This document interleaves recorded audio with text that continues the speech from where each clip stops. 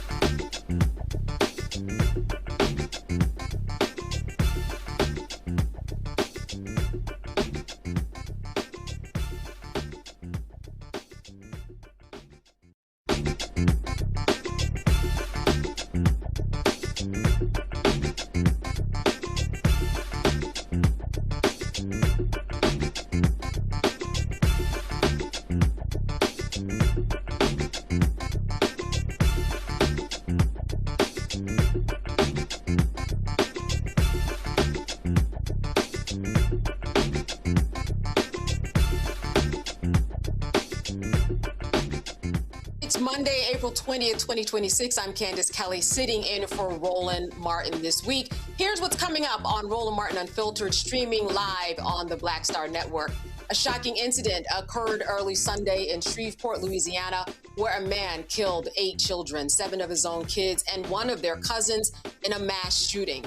This tragic event has sparked a conversation about the shooter's mental health based on claims made by his family. We will explore the difference between mental health and mental illness, particularly in relation to unspeakable crimes. This week, we are addressing the epidemic of fatal domestic violence by focusing on the underlying issues that lead to such tragedies.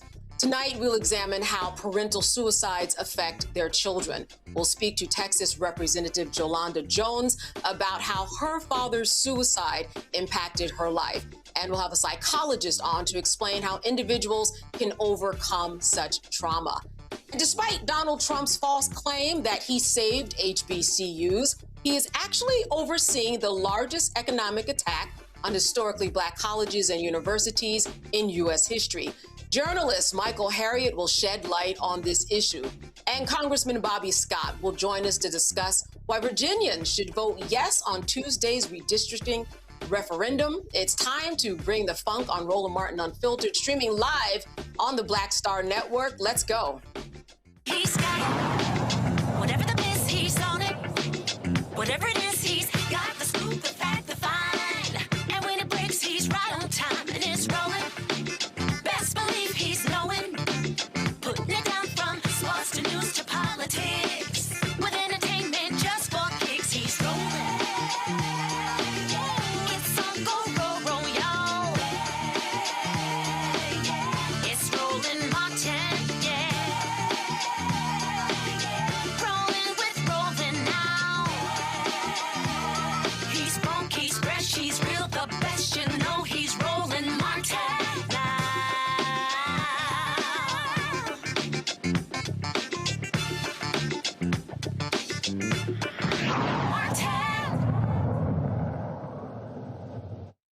This country is trying to make sense of how a father could shoot his wife and kill 8 children, including 7 of his own kids. In what's being called one of the nation's deadliest mass shootings in recent years, family members are left to mourn 8 children.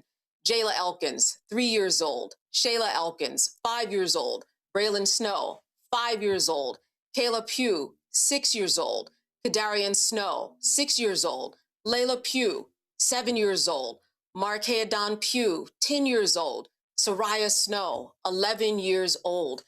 The shootings were carried out by a man identified as 31-year-old Shamar Elkins, a U.S. Army veteran, and began Sunday just after 6 a.m. following reports of a domestic disturbance. The shooting spree involved multiple scenes. His wife, Shaniqua Elkin, a woman who was identified as his girlfriend, they were also injured. And according to reports, the couple was separating and had been due in court on Monday. The two had been arguing about the separation before the shooting. This was a cruel and evil act, and Shamar's mental health has been the focal point of this investigation. Reports indicate that Elkins had, quote, dark thoughts before shooting and had previously shared posts on social media expressing his struggles with mental health issues. Once again, a tragedy sparks the conversation about mental health and mental illness. It's an uncomfortable conversation because a lot of folks are thinking that saying Elkins' mental health issues is an excuse for his actions, and it's not. Joining me now is Dr. Evan August, and he is the Assistant Professor of Psychology at the John Jay College of Criminal Justice, and we are going to discuss the difference between mental health and mental illness when it comes to heinous crimes. Doctor, thank you so much for being with us today. Thank you for having me. Thank you. Yeah. So, you know, this is one of these things that has been talked about so much on social media. Let's just get down to the bottom of it. When we talk about mental health, when we talk about mental illness, where does it play when we talk about these heinous crimes that have taken place, not just in this situation, but these actually are occurring every single day? We're just not hearing them in the headlines the way that we are now.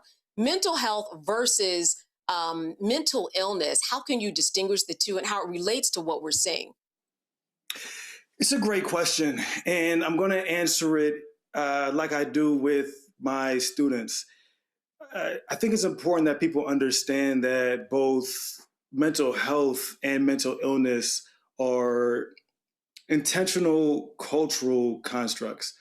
I say that to say, when we think about what it means to be well in a particular society, it's the culture, the values, the attitudes of that society that's going to shape that definition, right? And so when we think about what it means to be well in the context of the United States, Sigmund Freud, for example, would define that as the ability to love and the ability to work, right? When we think about what we've defined as mental illness, right, it's what the American society has tended to see as either illegitimate or not worthy of being within the public square.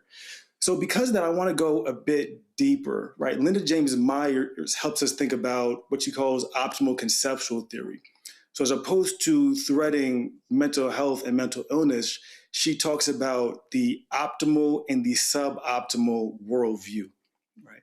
The optimal worldview is one that's shaped by many different indigenous peoples. She looks at African indigenous peoples that say health and wellness are rooted in communal value systems, diurnal structures, a self-worth that is intrinsic and necessarily relational, the ability to value and deeply honor other people. Whereas that suboptimal worldview, right, that suboptimal mindset is rooted in materialism, dominance, ownership.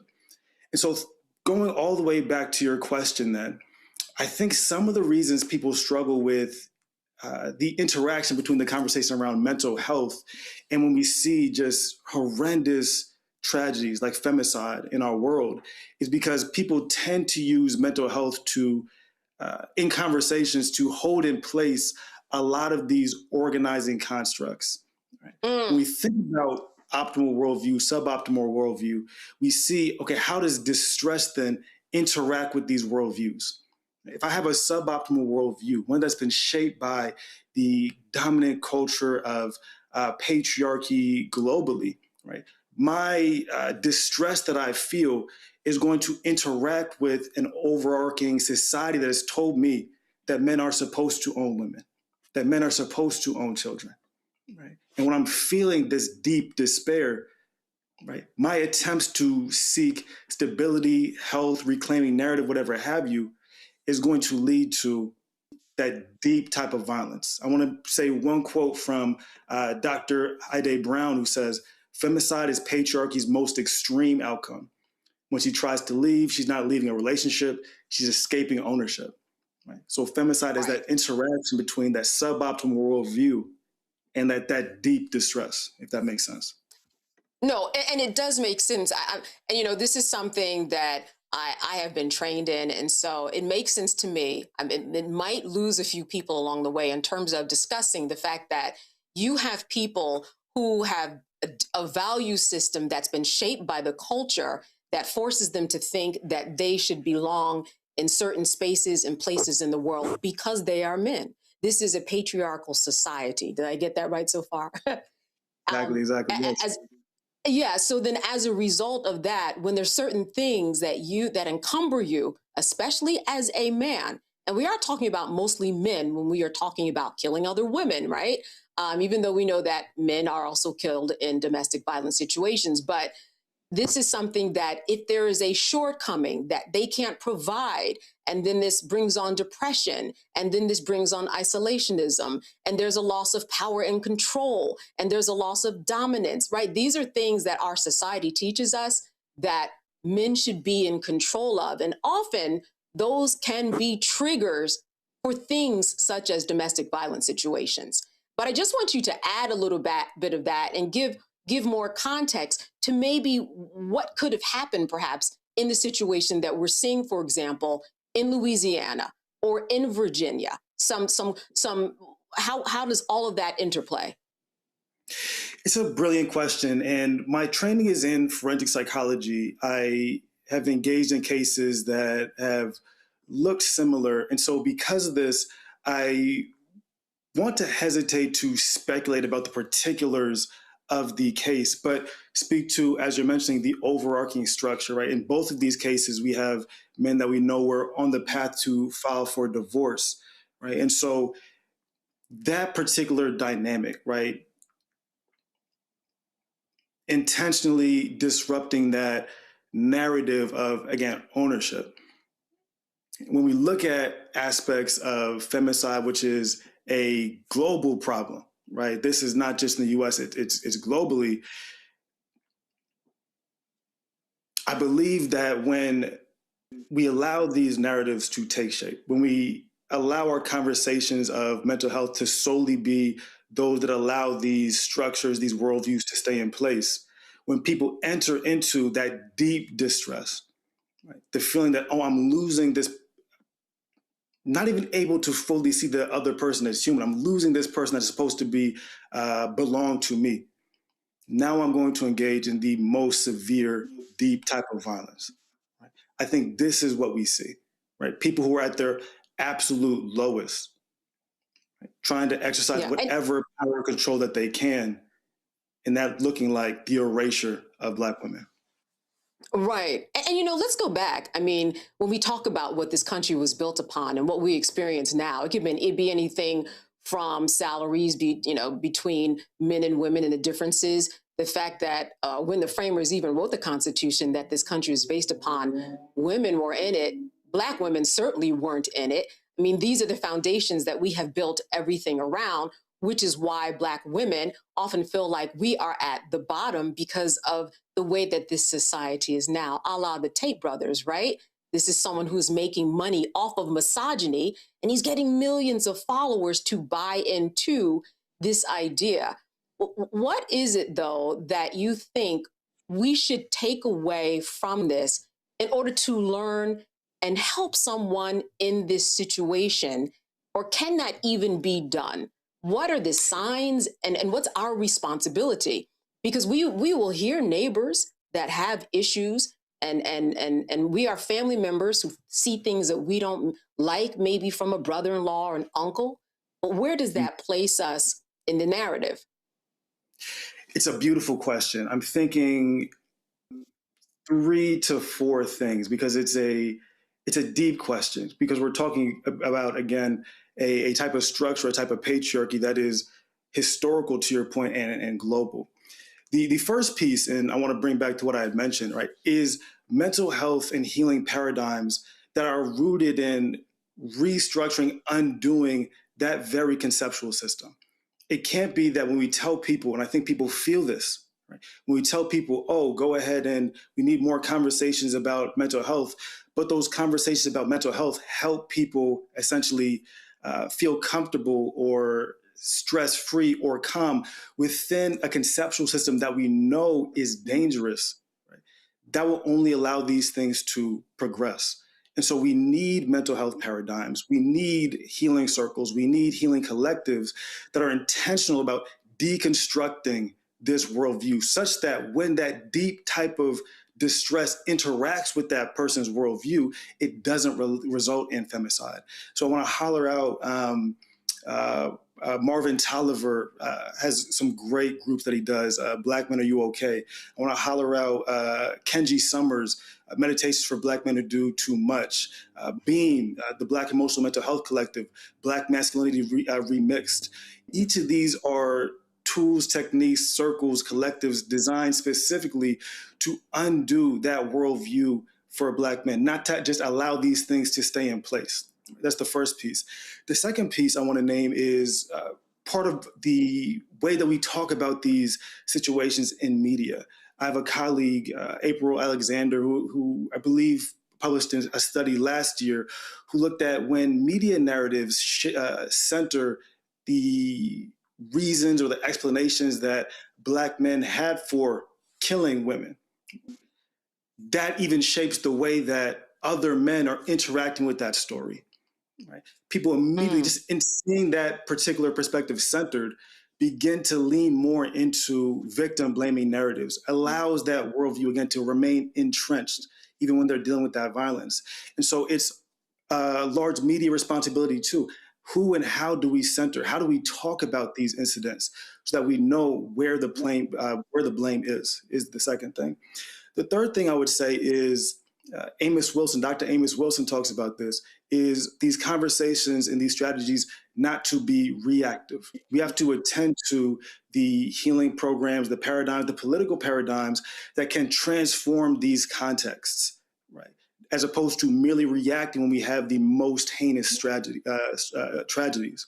And so I want to shout out How Our Lives Link All Together, based in New York, who have a non-traditional healing justice approach, rooted in the work of the Bedford Sisters, who looked at how can we hold community, how can we hold justice for people who've been deeply pained, deeply harmed, and transform the way we do this work in community. Again, because the idea isn't just to help people maintain with this system of patriarchal dominance, it's how to help people gain the political power and the optimal worldview to not continue to add to the death toll of Black women.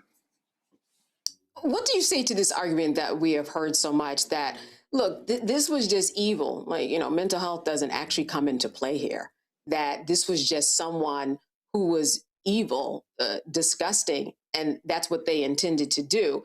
When does it become a mental health issue? And then who's actually responsible for that in terms of actually trying to deal with that?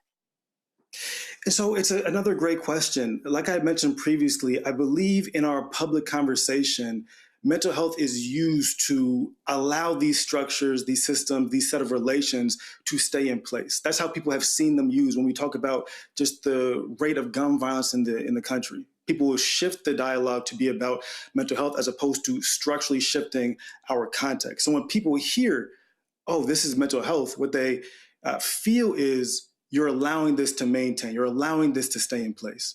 And what we have to reveal is there's a deeper nuance, right? When we're talking about mental health, when we're talking about the psychologies and the mindsets that are involved, we're doing so to, again, rearrange these sets of relationships.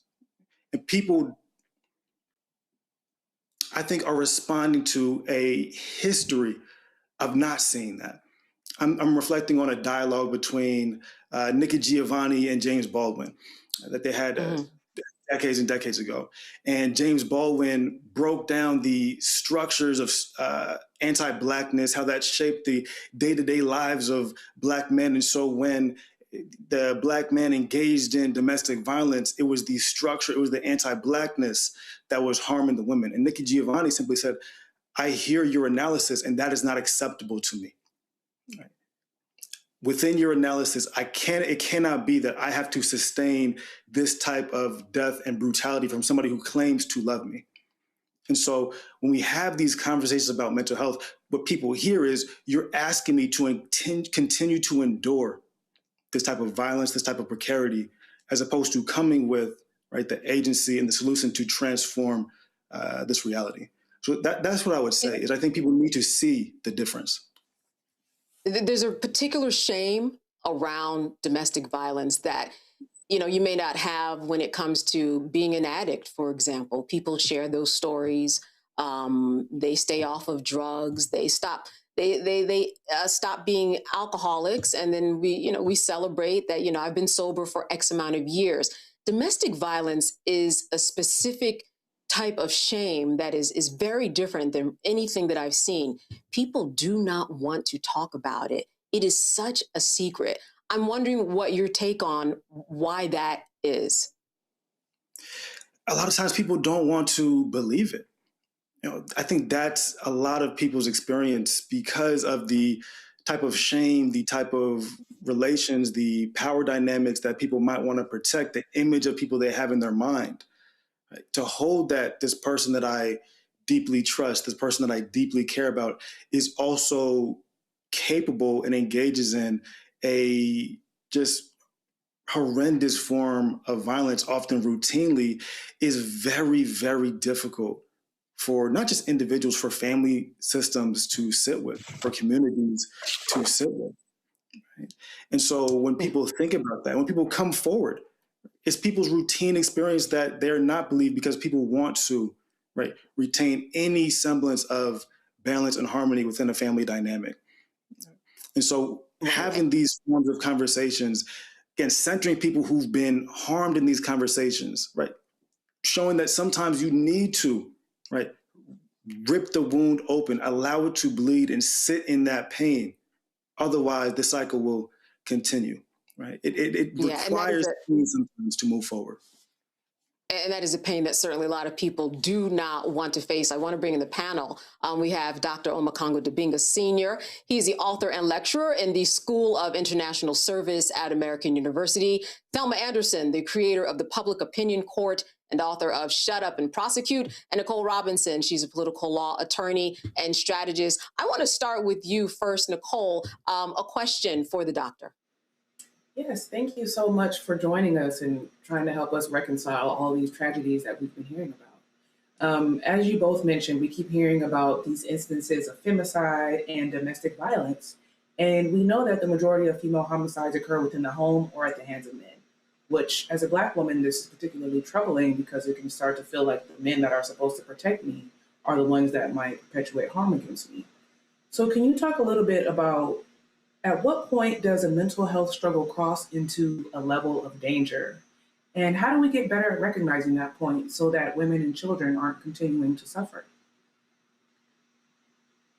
And there are a range of tools that have been developed. I want to name one of my colleagues, Tritra Raghavan, has developed a lot of frameworks for domestic violence that help name the often invisible, insidious ways that it happens, right? Often it's not a one single incident, right? A lot of the ways people try to measure this is like in how many hits. It's often in the gaslighting, it's often in the isolation, it's often in the separation, right? That slowly begins to take root in a very dangerous way. And so being open and honest, like having those conversations with the people that you care about, the people that you're close to, right? Seeing those pieces so that that dynamic can't even, right, take hold. Because that's the piece in these very brutal incidents that we're talking about. We're talking about dynamics that have existed oftentimes for years before that final critical incident happened, if this makes sense. So it happens through, as we were talking about, the centering of women's perspectives, the open and honest dialogue consistently about safety, of trust, to see how and whether this relationship is still one of safety and what type of protection is needed.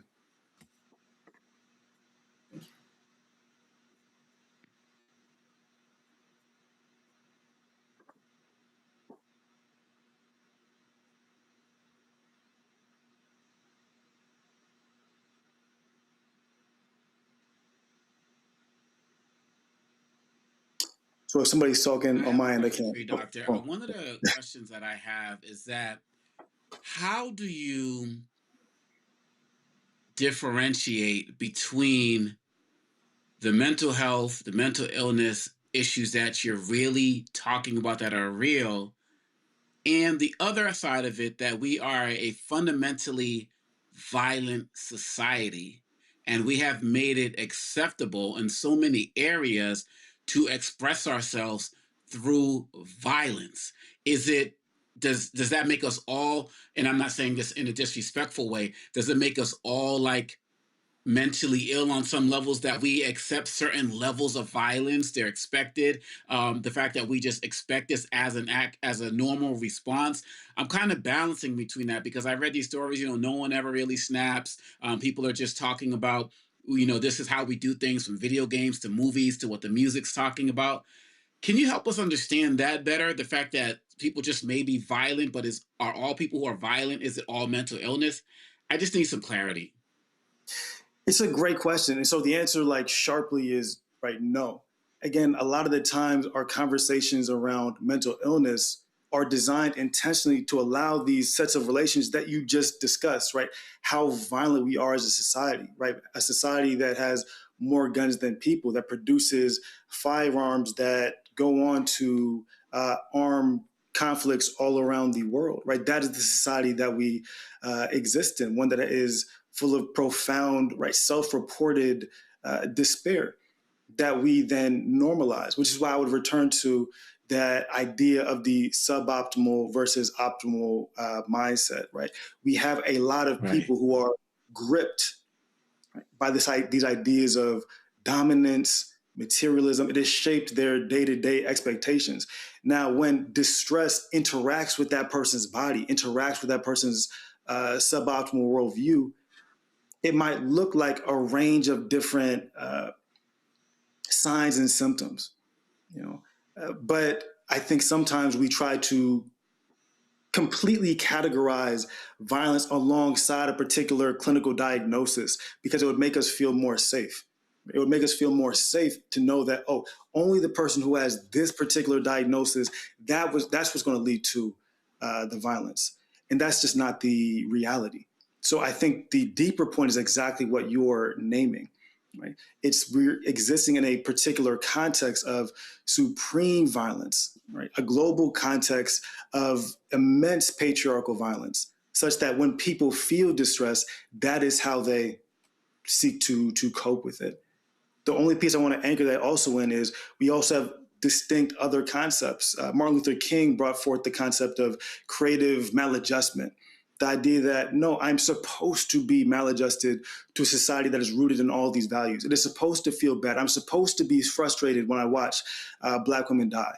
Right? That is supposed to feel bad. And a society that would tell me I have to normalize this, that is the thing that is fundamentally broken. So that's what I would say. I think moving away from these frameworks of mental health that seek to normalize or distance ourselves from the type of communal responsibilities that we have to one another. All right, Thelma. Good evening. Thank you for being here. And I appreciate the conversation right now, especially as a former prosecutor, especially in the domestic violence division. One of the things that I saw, and it would shock people, that I had an equal caseload of both men and women being subjected to being charged with domestic violence cases. And the one thing that I always saw in a female's case versus a male is the male would never hit back and was taught not to hit back and taught not to be the aggressor, which is totally different from the aspect of how the woman would approach it.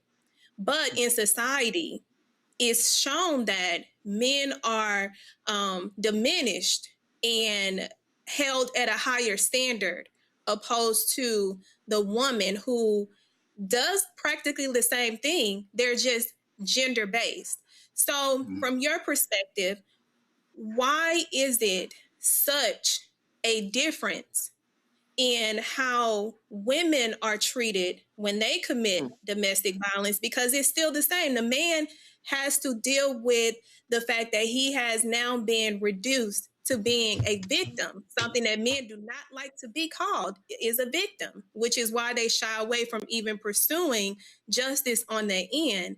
To where when it's a man, it's automatic. They're the worst thing in the world. They need to be put away forever. They don't need to get a second chance. And unfortunately, I saw it a lot, but I like to err on the side of fixing and not hurting. So from your perspective, because we have to have these conversations in order for men to feel comfortable, to be vulnerable, to seek help. Mm-hmm. Mm-hmm. It's a beautiful question. Again, I want to anchor it in. I think there's a dynamic that often happens online in the public sphere where these conversations are put in tension with one another, when what we're talking about is how do we more fully hold the people that are in our community. To your point, there's a lot of different forms of violence that are invisible, right? So the types of violence that Black men experience in relationships often gets invisibilized. The type of violence that exists in same-sex, same-gender relationships is often invisibilized, right? We don't always have the tools, the narratives, the frameworks to advocate for people in the same way. And so because of this, right, people hide away and it allows that violence to maintain. I think reverting back to what I had said previously, it's about not being reactive in our conversation. Right, not waiting until the national news cycle that runs through the country and traumatizes millions of people, to have these conversations about how we hold these stories up.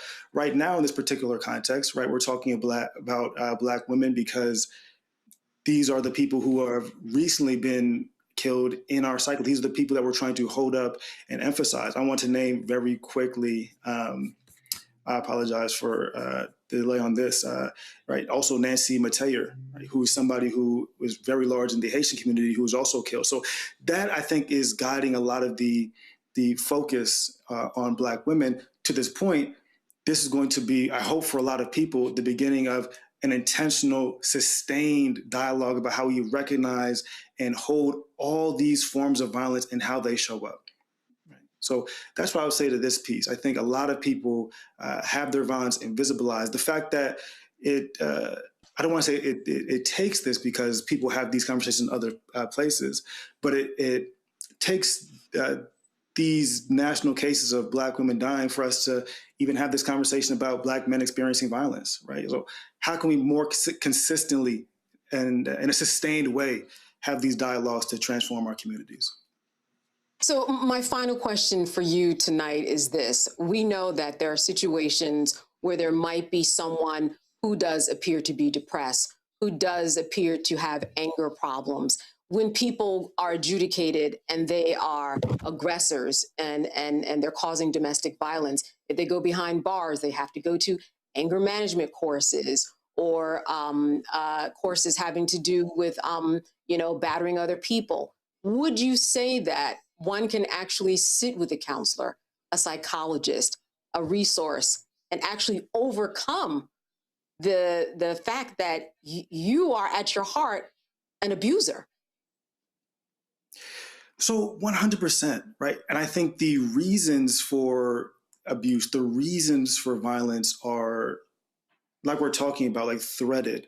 Often in those interactions, you have counselors, therapists, community circles who are doing this type of psychological work up against, right, decades for that individual, decades of propaganda to the contrary, decades of propaganda that says, no, you own this person. Your sense of self-worth is determined by your ownership and control of this person.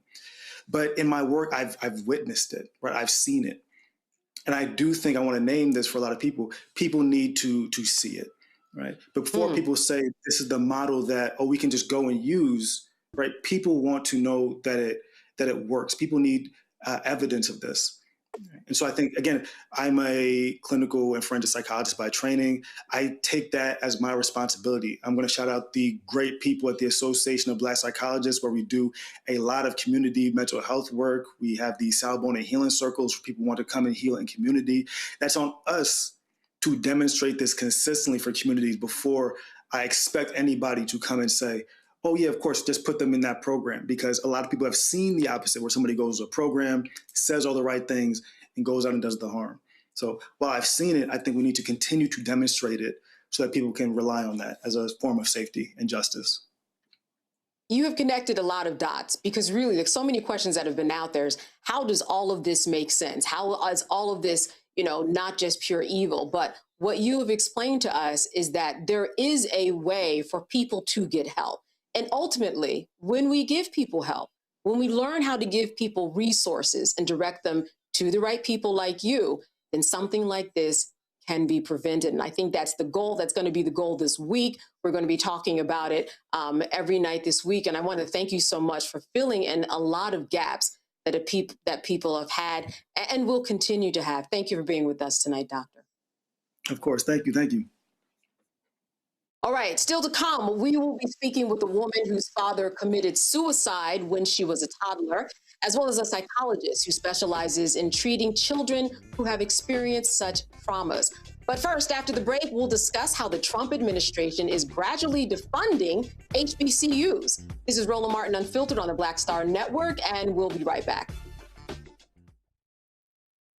Why does it feel like we're going backward? Voting rights under attack, schools stripped of funding, Black history erased. This is the Trump MAGA agenda. They want to take us back. They are redrawing congressional lines in states across the country, deciding who gets power and who gets silenced. We see what this is, a power grab. Virginians won't be fooled. Show up, vote, take back our power. It's a temporary measure that gives the people, not politicians, the final say. Vote yes by April 21st. This is Bill Duke, and you're watching the Black Star Network.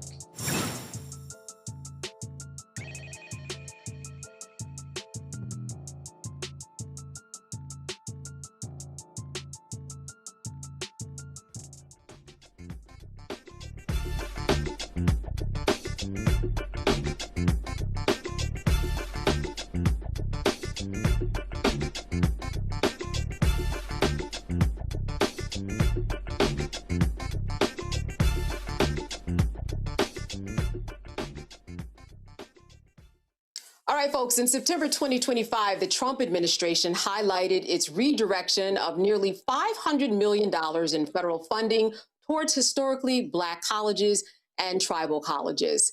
This one-time investment was primarily funded by cuts to other colleges that serve large populations of minority students. About 7 months later, Trump's budget proposal for fiscal year 2027 called for a $1.5 trillion increase in defense spending, which would significantly reduce funding for HBCUs. Journalist Michael Harriot wrote the article, How the Trump Administration is Quietly Defunding HBCUs. He joins us now to explain how Trump is overseeing the biggest economic attack on historically Black colleges and institutions in U.S. history. Thank you so much for being with us today. Thank you for having me. Yes, absolutely. So, you know, these are headlines. They have been plaguing us. I mean, $435 million redirected to HBCUs. Trump signed the Future Act, which permanently extended $255 million in annual funding for HBCUs. What is really going on behind the scenes here that these headlines are not telling us? So it's a lot of things going on, right? So what Trump really takes credit for is one piece of legislation called the Future Act, which was written by a Black woman. It was passed by Congress, and notably, right, only 2 Republican legislators voted for it. But since he signed it, he takes credit for it for essentially saving HBCUs, is what he said, right? But again, no Republicans voted for it. It was an extension of a law that was already on the books. It made it permanent. And he didn't really have anything to do with it. So that's what most of his bragging has been about. But he also brags about the increase in funding for HBCUs. You know, every president can kind of say, like, I have a record increase in funding, blah, blah, blah. Because, like, every budget increases with the cost of living. And we know congressional spending usually increases unless they cut that line item altogether. So that's what Trump has been mostly bragging about. But what we looked at is not that funding, not those congressional appropriations, right? Because that's not really where HBCUs or most colleges get their funds, right? But this attack on DEI, right? The number of grants that have been cut, the number of federal funding programs that have been cut. We looked at that because a lot of that is where colleges and HBCUs get a lot of funding, and not just for like paying teachers and stuff like that. Like, for instance, at Morehouse, right? They maintain Martin Luther King's papers. They get federal funds from the Department of Interior and the U.S. Parks to maintain that. Not anymore. Trump cut that because DOJ said it was DEI. And so we looked at all of these federal agencies and the grants that they were cutting, and we found that half of all HBCUs have experienced a significant cut by the Trump administration, right? It's not just disproportionately to HBCUs. A majority of the funding has been cut to HBCUs, and that's what we wanted to look at. And so what does that mean in terms of the viability of HBCUs this particular amount of money that seems to be earmarked, but as you said, when you really looked at it, the numbers don't add up. What could that do to our universities and colleges across the country? Well, it's as I talk to college presidents, college administrators, and they're gutting them, right? So when you see these attacks on places like Harvard and Yale, like one college administrator told me, a college HBCU president, he said, well, you know, when you talk about the cuts, the attack on Harvard, well, their endowment is large enough that they can replace those funds because Trump will only be in office for a couple of years. But HBCUs, their students and their parents and their stakeholders can't do that, right? They don't have the same kinds of endowments. So so the reality is, right, there are specific areas that, you know, that Trump is attacking. For instance, right, when you attack DEI, he's attacking private corporations. And we talked about in the article about his pressurizing on AT&T to cut all of their funding. They had a specific program that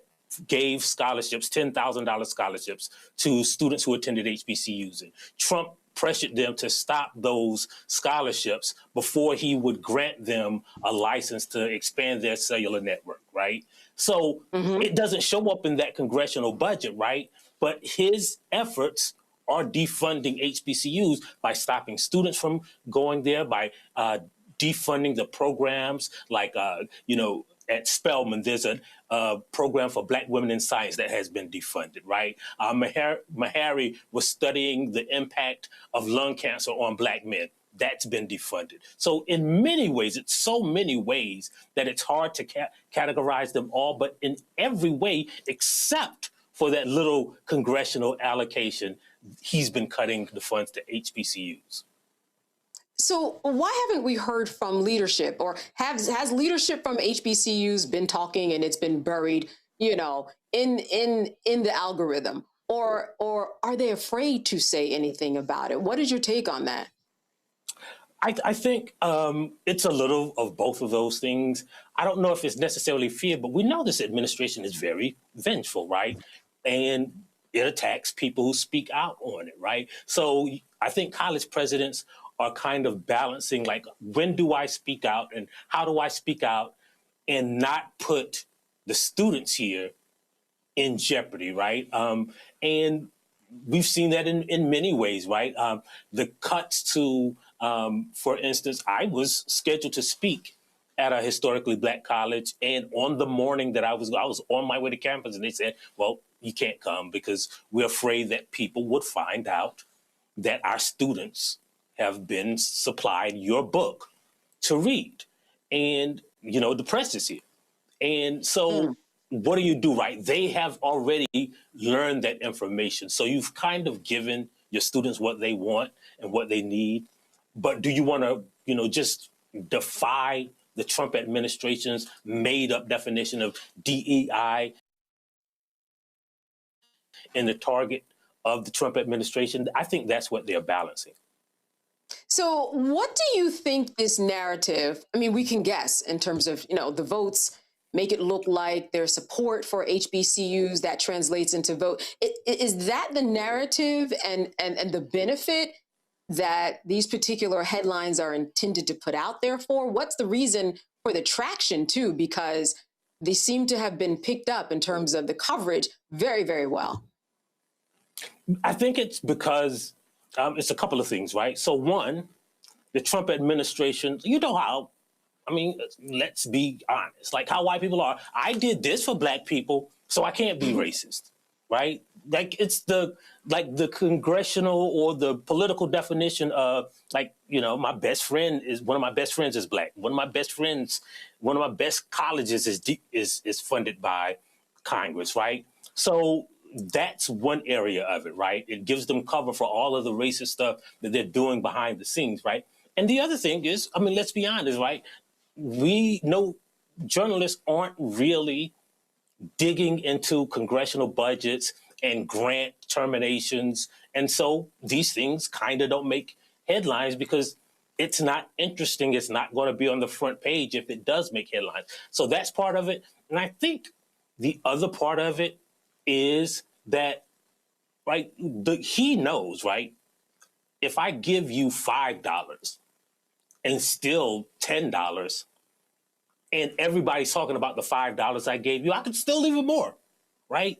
So he's taking away these things through DOGE, through these terminations of grants through HHS, the Department of the Interior, even, the Department of Defense. And he's doing that quietly because, when he's issued these edicts, they don't release a press release. And so nobody really knows unless you know where to look.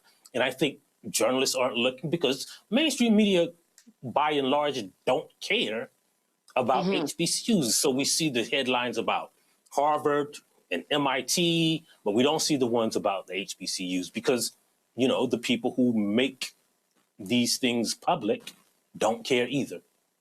Yeah. Listen, we got to read beyond the headlines. I want to thank you so much for giving us insight. I want folks to also go and read the article at, contrabandcamp.com, correct? Contrabandcamp.com. All right, Michael Harrod, thank you so much for being with us this evening. As always, good to see you. Good to see you too. All right, coming up on Roland Martin Unfiltered, treating children with devastating traumas and how it impacts their development. But after the break, Health and Human Services Secretary Robert F. Kennedy Jr. and Congresswoman Summer Lee clashed over Black maternal health and DEI during a tense hearing after Lee pressed him on disparities affecting Black women. You don't want to miss that.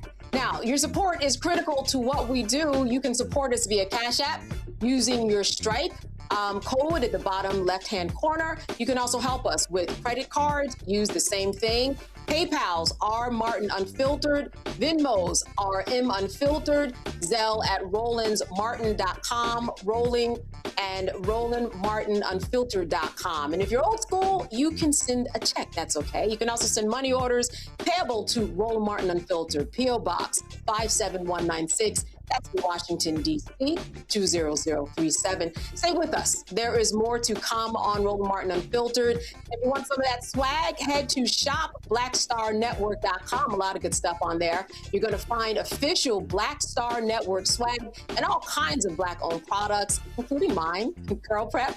Buy on shopblackstarnetwork.com. It's a way to support the network and support Black businesses.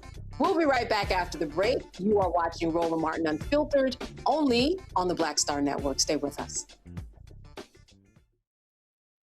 MAGA Republicans ended diversity programs, cut funding for Black students, and fired federal employees. And they won't stop there. Now, they've redrawn congressional maps so that they can rig the November elections. But we have the power to stop them. By voting yes for fair elections, we have the final say on who represents us in Congress. This is a temporary measure to restore fairness. They are not backing down, and neither can we. Make a plan to vote by April 21st and vote yes for fair elections.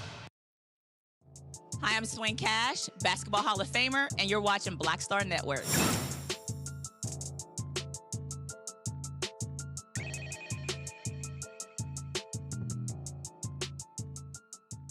All right, Pennsylvania Congresswoman Summer Lee confronted Health and Human Services Secretary Robert F. Kennedy Jr. during a recent House Committee on Education and Workforce hearing. She pressed him on the Trump administration's attacks on Black maternal health research, community-based maternal health programs, and initiatives focused on diversity, equity, inclusion, and accessibility. She even proved his remarks about reparenting Black children. Take a listen. So this is Black Maternal Health Week, so I'll just start there. Secretary Kennedy, I'm sure you're aware that Black women are at least 3 times more likely to die from pregnancy-related causes than white women. The vast majority of those deaths are preventable. Black women in my district are more likely to die during pregnancy than their peers in 97% of U.S. cities. Your written testimony mentions maternal and child health 4 times, but from what I've seen, the NIH canceled grants researching Black maternal health. Your administration's fiscal year 27 budget proposes eliminating Healthy Start, which is one of the federal government's primary community-based maternal health programs. And you've made it a priority of HHS to end diversity, equity, and inclusion. So yes or no, my question for you is, if a medical school or a public health school educates students about addressing the Black maternal mortality crisis, would you consider that an illegal DEI? No. No, you would not? No. Great. I do hope for the medical schools, the universities, and the accreditors, your administration has been threatening that they're watching this and take this directive to continue teaching about and addressing the Black maternal mortality crisis. And I expect your agency to restore and expand funding and support for that work. Also, yes or no, do you think consuming more protein and avoiding Tylenol will prevent Black women from dying 3 times more likely during a pregnancy? I doubt it. Tylenol doesn't kill you. So then why aren't you putting forth serious policies that actually address the health crises in this country instead of just these unserious conspiracy theories and this wellness influencer mess that we... Do you want me to answer that question, or are you just talking? No, it's a question. We are doing more on maternal health than any other administration. No, I said Black maternal health. On maternal health. Black maternal health. That includes Blacks and whites. But the thing is that they're actually not the same outcomes, which means that we need specific and intentional interventions for Black maternal health and Black infant. Can I finish? I'm saying. Are you going to answer that? Yeah, we have right now, we've implemented a perinatal pilot project that we're in 220 hospitals around the country. And we have reduced maternal health mortalities by 42% at those hospitals by providing them protocols. Can you please share what the reduction has been for Black maternal health? Across the board, it's 42%. But Black maternal health still has worse outcomes than other people. I wouldn't know. It helps everybody. But it isn't. Object to that? Okay, thank you. It is not. I do want to just, for the record, state that. It does not help everyone. Your agency told programs to remove a list of nearly 200 words and phrases from their funding applications, including the word Black. Do you have an idea of how we could solve the Black maternal mortality crisis if we can't say Black? President Trump is trying to end division in this country, not so division. Not eviction. During the last 4 years. That's what DEI did. It divided people. It polarized people. No. We're not talking about eviction. We're talking about healthcare. I'm calling about DEI. We're talking about healthcare. Yeah. Disparities. So what we're asking is if you attack DE&I and then we have a crisis that impacts one population over another, but you cannot direct specific spending or research or interventions to that population, how do you solve the problem? Do you think the federal government should be paying for DEI? I think the federal government has a vested interest in ensuring that its citizens survive childbirth. Well, we are meeting that obligation. We are not. Oh, that I can explain to you how we are. You have not done so far. But also, I would say that we can improve healthcare for everybody at the same time as helping the people who are most likely to die. That's what DE&I. Well, first of all, DE&I makes sure that we have Black doctors or women doctors, or that we're talking about the fact that we have a mortality rate that is not matched by any other country as what we would call developed as ours. Really quickly, in yesterday's Ways and Means Committee hearing, you denied saying that every Black kid is now just a standard put on Adderall, SSRIs, benzos, which are known to induce violence, and those kids are going to have a chance to go somewhere else and get reparented. Why did you deny saying this? Why did I deny payment? No, why did you deny that you said that every Black kid is now just standard put on Adderall, SSRIs, benzos, which are known as to induce violence, and that you would rehome them? Well, it's largely true that Black kids, because it's easier to handle people, and a lot of the public. And you're going to rehome them? No, I never said that we should rehome them for illegal drugs. Oh. Psychiatric. Gentlelady's time has expired. Okay, I just wanted to know if that was him, for the record. Thank you. Thank the gentlelady. I yield back. Dr. Dibinga, a little confusion there, right? I mean, first it seemed like he was acknowledging he said it. Then he said, you know what, I didn't say it. He's got a whole problem on his hands. I mean, the fact that he's not even trying to say something specific to, Black specifically, it tells us exactly where he is in terms of understanding what's going on in this world when it comes to maternal health care? Well, it really symbolizes what we've been dealing with as it relates to this entire administration. Let's go back to 2022 with Senator Bill Cassidy out of Louisiana. Remember what he said? He said, if you actually exclude Black women, our mortality rates aren't that bad.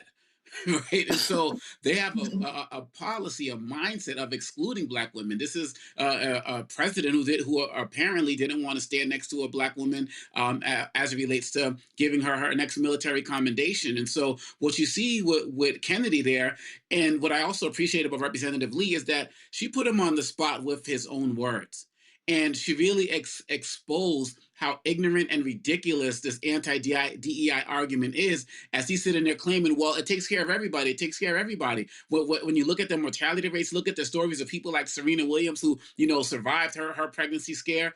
And if Black people, and especially Black women, are not there in these spaces to center the stories of Black women as it relates to stories like mortality rates, we're going to keep getting nonsensical statements about we're taking care of everybody. We're doing this for everybody. We don't need DEI. We're taking care of it. So to have her voice there, it was very monumental. And I hope that she continue. Well, I don't have to hope. I know she's going to do that. But I hope other Black representatives continue to call all of these individuals out as it relates to their anti-DEI policies that are killing our communities. Yeah, Thelma, we have to continue telling the story, like Dr. Dubinga said. Otherwise, it just doesn't get called. And that's why voting is so important, so that you could have someone like a Representative Lee really tell the story and call him out on something that we know he tried to deny just a few days ago. So it's important to be a part and be on the floor to help tell the real story. Absolutely. What Representative Lee did was took him through there, and he could not accept that his receipts didn't match his memory. Because what we know about the Republican Party is the fact that they like to say it, but they don't like to be reminded of it. And when we're looking at the mortality rate, we just had 2 big incidents in the state of Florida alone, where Black women in the middle of labor wanting to elect their own treatment and avoid a C-section. And we know what C-sections have done to Black women. Put them in a hearing with no legal representation and forced a judge to demand and order that Black women have a C-section against their request. So when we're talking about DEI and we have a crackhead that is trying to tell us that everybody is the same, when we having these issues in states where Black women are denied their right to choose their service and not have even a legal representative there to protect them. And then we have the young lady in Georgia who was forced to stay on life support because the Republicans wanted this abortion ban so that we can equalize the population growth, because their population is declining and minorities are taking over the majority, because we can't help that they don't want to sleep with each other. That's not our problem. But also, don't come over here telling us what and how our uterus can be managed. Nicole, what do you make of the exchange? He definitely tried to all lives matter the situation, but I'm so glad that Rep. Lee did not let him get away with that mess. And this administration wants us to believe that acknowledging race in healthcare policy is divisive. But we know that diversity, equity, and inclusion is supposed to level the playing field. And here's the thing, the federal government did not hesitate to create the conditions that led to this crisis. But now it feels so uncomfortable talking about Black women's issues and issues that specific demographics face. And as Rep. Lee said, helping Black women survive childbirth does not come at the expense of anyone else. We can have policies that are directly targeting and supporting Black women, and policies that are supporting everyone.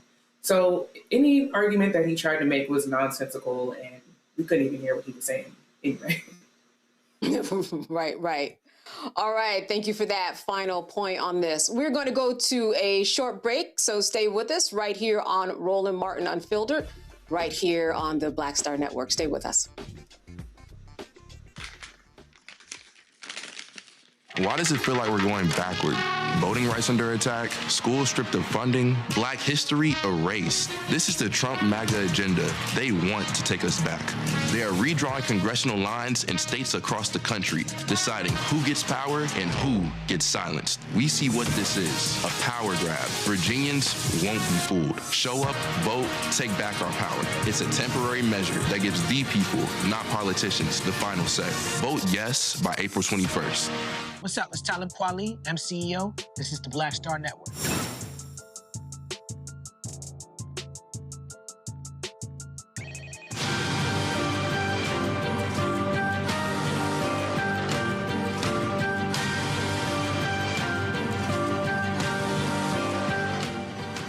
According to the World Health Organization, more than 720,000 people die by suicide each year, and it remains the third leading cause of death for 15 to 29-year-olds. So many children are left to grieve the loss of a parent to suicide, a painful experience that often leads to mental health struggles such as depression, anxiety, and even thoughts of suicide themselves. Texas Representative Jolanda Jones has been vocal about her father's suicide and how it impacted her life, and she joins us now, along with psychologist Dr. Aldwan Tart, who can walk us through the healing process of a child who has experienced this trauma. I want to thank you so much for being with us tonight. Representative, I wanted to start with you, certainly, because I wanted you to shed a little bit of light on your story. Can you take us to that time in your life, how old you were when it happened, and kind of how your world changed after that when you were growing up? So my parents were married. My dad went away to Vietnam, didn't come back the same. He went from being a strong person that everybody listened to and respected to crying all the time. I was young. I was a year, but I was a very bright year. And my father came home crying. Of course, I got this from my mom, but I do remember that my dad killed himself because I used to say, "Daddy, go bang." And in my neighborhood, everybody knew my dad blew his brains out. I was literally in the room with him when he did it. Now, I can tell you the layout of the room, even though the building's no longer there. And growing up as a kid, it was a way that some kids bullied me. So kids would be like, Jolanda, every time we passed where my dad killed himself, they'd be like, your daddy's head is under the bed, or go be with your daddy, or you crazy like your dad. I mean, even thinking about it now is triggering me, right? Because it was just very difficult as a kid. And when we moved from that neighborhood, I literally told nobody about what happened with my dad because it was so cruel. But I can tell you that I literally don't sleep through the night. Like, I constantly had dreams that people were chasing my father and I, and they would catch my dad and kill him, and then they'd come to catch me, and I'd wake up gasping, and so I don't sleep soundly, even to this day. I'm 60 years old, I'll be 61. But I have had therapy because in addition to that, I also blame myself for my father's suicide. So I had feelings of self-doubt and self-worth, for the most part, saying, if I was worthy of love, my dad would have never abandoned me like that. He would have never left me like that.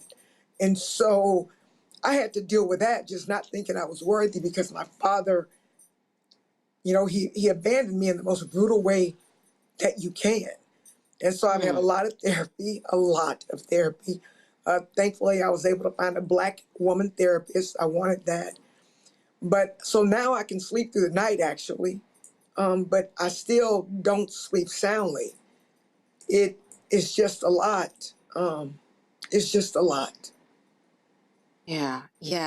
Thank you again for just sharing these intimate details. You have so much to teach people, and we so appreciate you being so honest and bearing your soul. Can you think of a conversation maybe with someone in your family, or perhaps a counselor or psychologist, that changed the tide for you, or that helped you in some way? Well, and let me also say this. My grandparents, my dad killing himself, I think, started something in my family. So my Uncle Rocky also committed suicide. He went to Vietnam as well, didn't come back the same. He actually talked about his experience, though.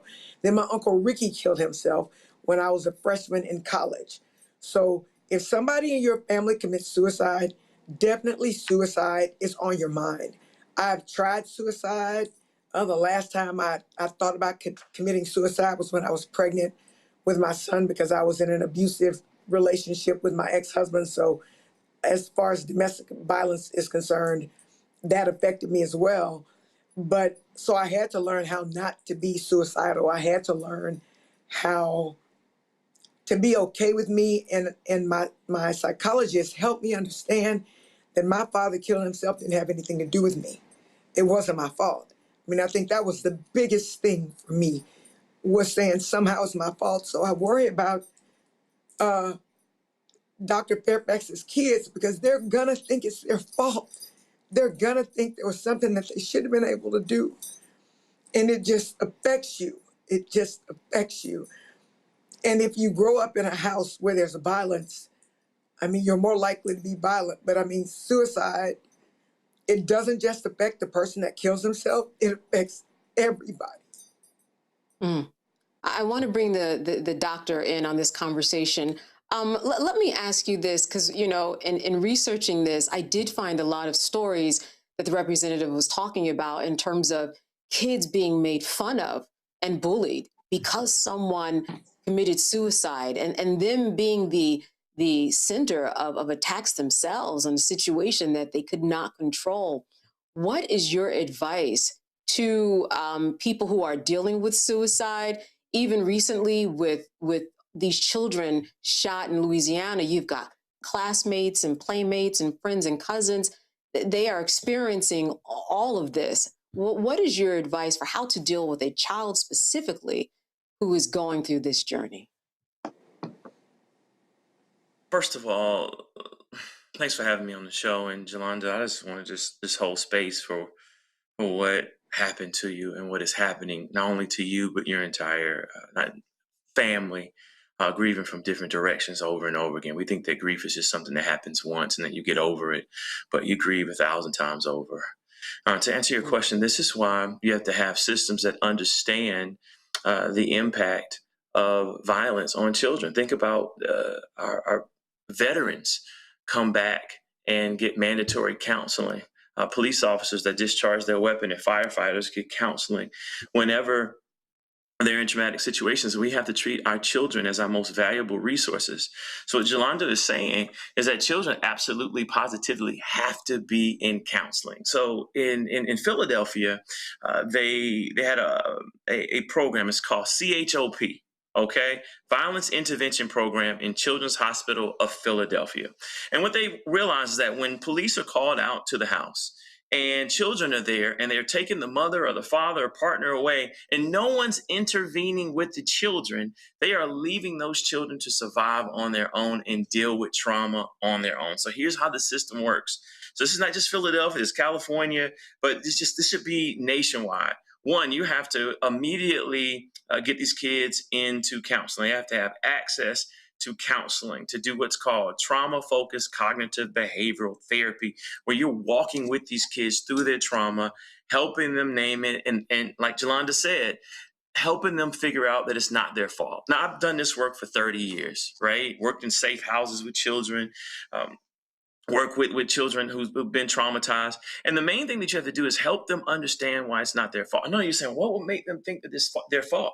But for safety, you have to try to figure out, this is part of grief, and how this happened. Maybe I would have been paying attention. Maybe if I wouldn't have made dad mad, maybe if I would have locked the door, maybe if I would have been home. You see, so the kids begin to start thinking that somehow this is their fault, to grab some sense of control, and you have to walk them through that very extensive trauma. This was 16 to 24 sessions that you're working with children. And we're talking about small children who don't have the verbal ability. You're actually doing something called play therapy or sand therapy, where you're using actual figurines, helping them develop the language or play out what happened, because you'll see a regression. You'll see their symptoms be able to change right after the event. Right? So we have to intercede on a systemic level, not only in the home, but also in their schools, helping their classmates to understand and how to build community around their friends dealing with it, so they're not dealing with bullying, or they're not just sent to school with no support as if nothing happened. So I have a question. I This want is to for say both of something you. really quickly. Yes, absolutely. You know how many times people talk about their families and their parents in school? Like, I literally avoided it. My friends have fathers. I don't have a father. People naturally want to know, well, where's your dad? I had to come up with like a gajillion lies once we moved out of my neighborhood, because I was terrified that my classmates, my teammates would know my father killed himself, because people believe stuff about you. They believe you're crazy. I mean, when I tell you it was almost like being in a closet, I was terrified that I'd be outed at my dad, because people's parents don't commit suicide.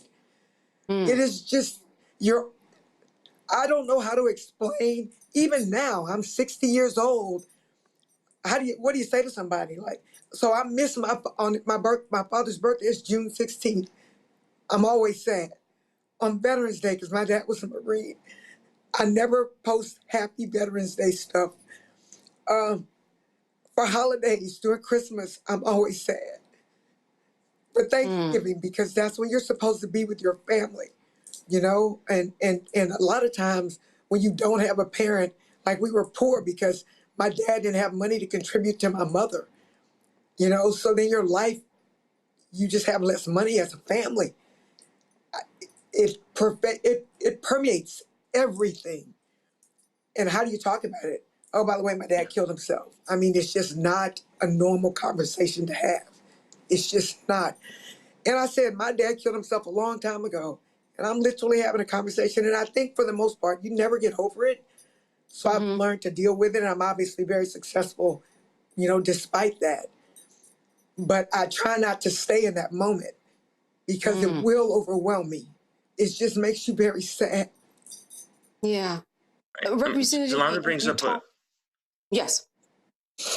Jolanda brings up a great point. So part of counseling is actually rehearsing and refining the trauma narrative, right? This is helping kids tell the story about what happened, not only as part of coping and developing the language. So if you can name it, you can tame it.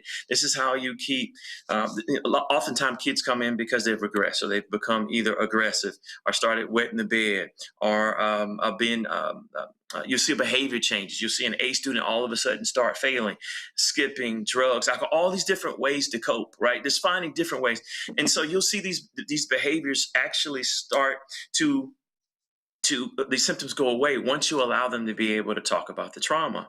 And so you also have to decenter yourself from the trauma that happened to you. See, trauma is not me. Trauma happened to me. So then the story is like, hey, what happened to my father is a very, very sad story. Right? That's why I become a legislator, because I want to advocate for these things. And what happened with my father was that he decided to do these things. But the narrative, which has been played out with the therapist, actually allows the child to be able to not only feel heard, but to be able to say something that gets the response that keeps them from being bullied and not decenter themselves from the actual trauma. They're able to get psychological distance. This is how you can find someone who's actually been through trauma and it seems like they're healing, versus someone that feels like they are still in the trauma to the same degree. That's why it's important to not only to get these, and there's multiple ways to treat trauma, but to get kids counseling, which should be mandatory, should be legislated, but to also be in groups when it comes to grief. I want to give one resource, which is Grief Share, right? Because we can say, I know how you feel, but Jolanda would tell you, no, you don't.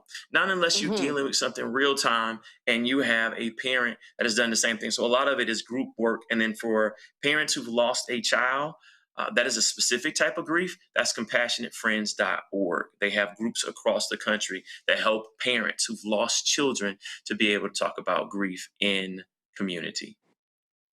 What would you say, doctor, outside of counseling? You know, let's go into the home. What can a caregiver do for a child, which I'm sure it would be different, you know, a 4-year-old versus a 14-year-old. But what are some of the things you do at home in order to deal with the grief and deal with the struggle and the trauma?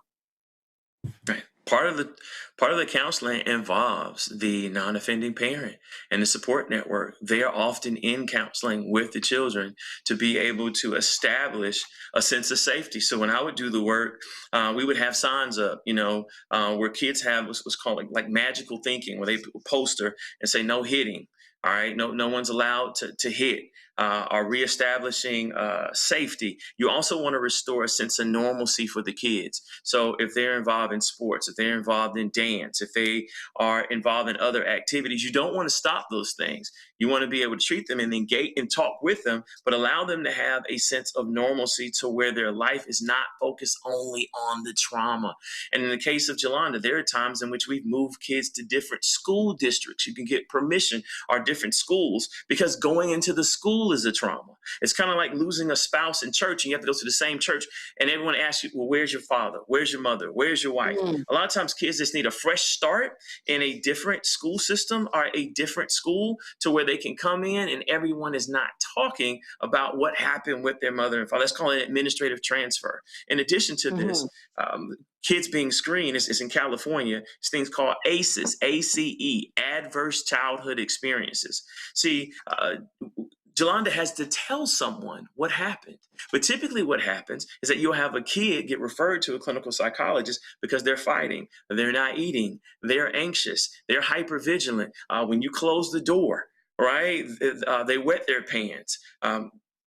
They don't want to get on the bus. They are hypervigilant around men. Anything that triggers the trauma that they've been in a claustrophobic environment in a classroom where they're looking for the escape. How can they learn if they're trying to figure out, how can I get out of here? So we have to make sure that we are engaging parents, engaging teachers, engaging counselors, engaging systems to be able to center the children so that they're able to get the resources that they need across the nation with the different mental health dollars and insurances. We have a couple of minutes.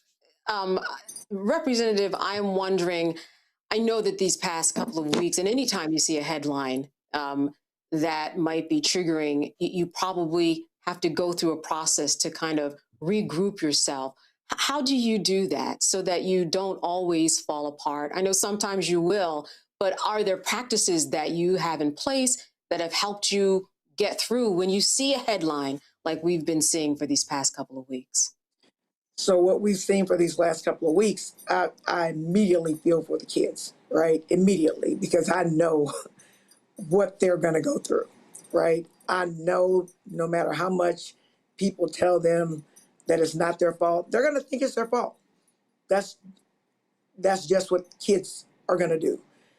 And I know that people talk about their parents all the time. And then you don't have, with the kids, the Fairfax kids, they don't have any parents now. So they need serious counseling. They need to be around loving, supportive people. And they're going, again, I was very emotional before, but I won't say I'm back to myself. But what you have to understand is you're never going to get over it, and you don't want to get over it. You want to remember your parents. You want to remember things like that, but it can't be the only thing in your life.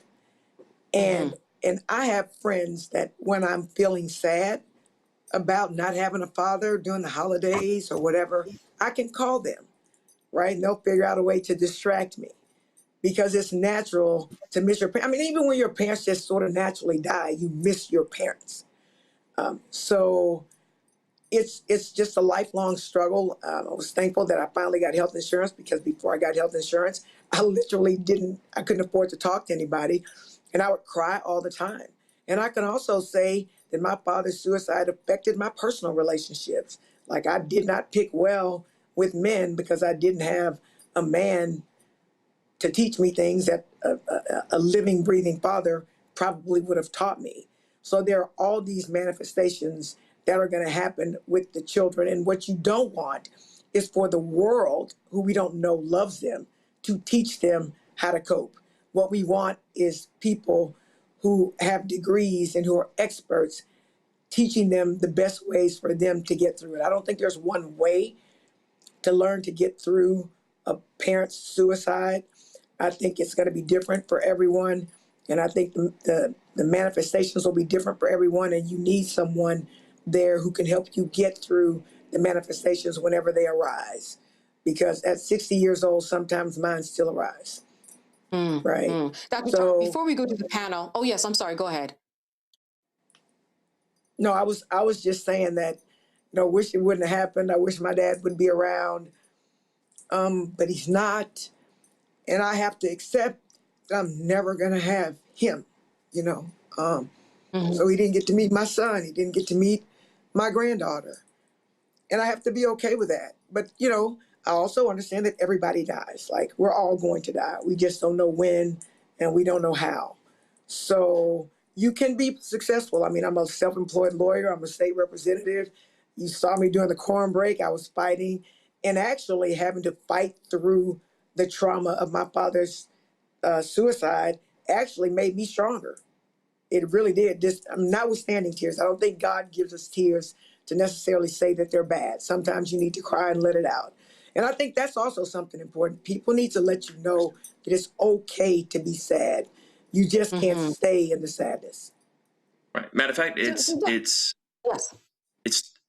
you vulnerability in saying that I'm hurting, I am scared, I feel lonely, I am nervous, I can't sleep is part of mental wellness, right? So if we can't open up about what's actually happening in our minds and bodies, a book called The Body Keeps Score. And that's why with children, you won't necessarily be able to tell with their language. You'll be able to tell by changes in their behavior, bedwetting, all of a sudden being anxious, whereas before they weren't anxious, decline in school, sleep issues, either internalizing or externalizing behaviors that you haven't seen. And that's why the gold standard, and there are many treatment models, but again, trauma-focused cognitive behavioral therapy has great treatment outcomes. Think of the model it's called practice. It's like eight elements really quickly. So one, we have to have psychoeducation, teaching the kids to be able to name and what happened and say it's not their fault. R, relaxation. The nervous system is impacted, right? So their nerves are hypervigilant, right? They're not able to sleep because I was calm one day and then this happened. How can I actually relax? So you actually have to go through a series of helping them to calm their nervous system with breathing, progressive relaxation, grounding techniques, and then effective modulation. Teach the kids how to actually talk about with their feelings and what happened. This is an actual education for kids. And then cognitive coping, helping them work through the thoughts that are keeping the children stuck. Like going outside means I'm going to get hurt, right? And then that leads to like in vivo, it's called in vivo trauma remind. It's basically where you put the kids back in the same environment where they were traumatized, like back outside, and say it's okay to play now. What happened then is not going to happen now, but that is progressive. Can you imagine that kids don't automatically want to do that? Right. And then we already talked about the trauma narrative, right? That's the T. So the trauma narrative, and then the in vivo mastery, and then the conjoint parent-child sessions, and then finally enhancing safety, for their future development. So that's an 8 practice. That's a whole. That's why it takes 16 to 24 sessions to be able to do this. Is not 1 to 2, 3 sessions to be able to walk children through this so that they can actually.